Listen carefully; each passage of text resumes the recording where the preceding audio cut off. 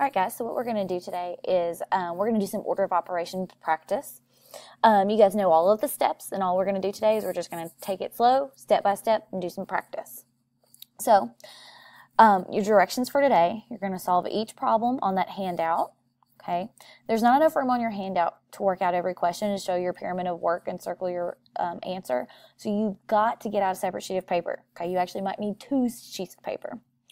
But what you're going to do is show your work on that separate sheet of paper, bubble in your answers on the grade cam, staple them together. Now when you get finished, put them in your class period box. And if you don't finish, you got to take them home and finish them over the weekend.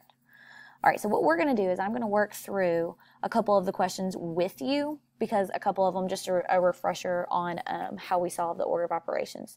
So first things first, let's talk about order of operations. Okay, we know it's PEMDAS, but what does it actually stand for?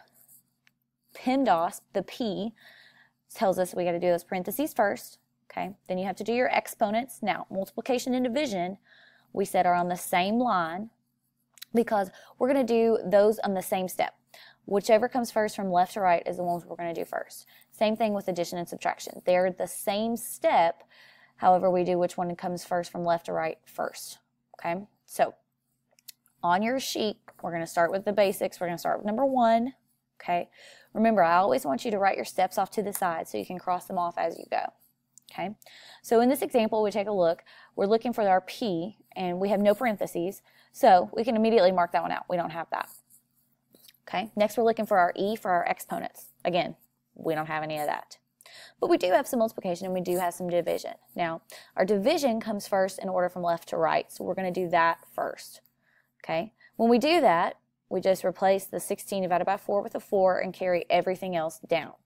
So now we have 8 plus 4 times 5 minus 3. So we've got our division out of the way.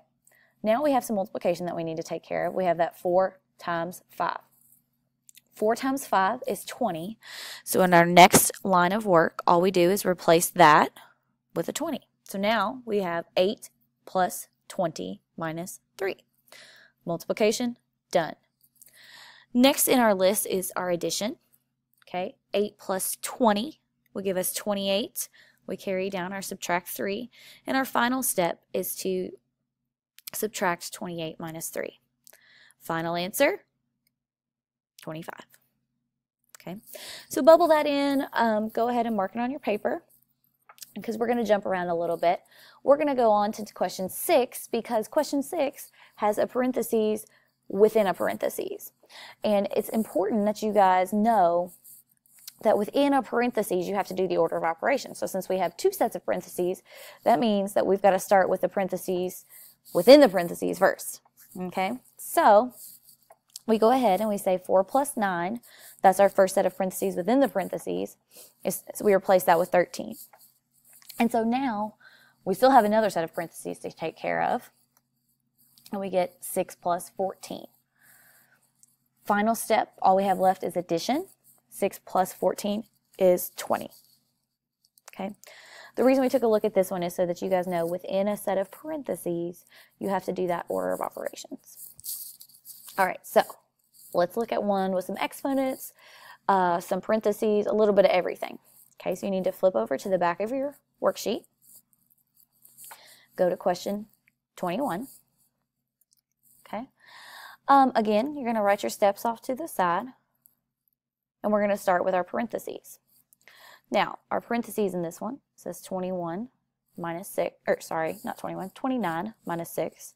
So when we do that subtraction, we're going to end up with a 23.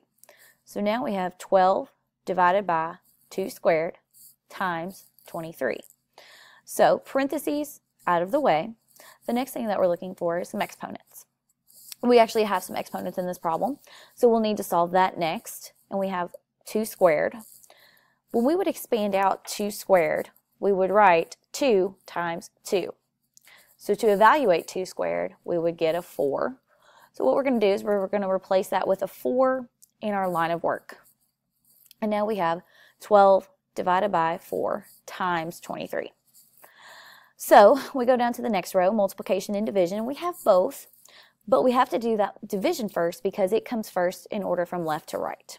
So first things first, we're going to do 12 divided by 4 And that's going to leave us with a 3 times 23. So then we do our final step, 3 times 23, to get a final answer of 69. Okay. All right, guys, so you have the rest of the class period to work on these 30 questions. I want you to show all of your work on that sheet of paper and it's okay that you've jumped around. That's totally fine. Show all of your work on that sheet of paper. Bubble in your answers and your GradeCam ID on the GradeCam form. When you get finished, staple it together and put it in the box. If you don't finish, this is due on Monday, so you'll have to work on it this weekend. Okay? All right, you guys be really, really good, and I will see you on Monday.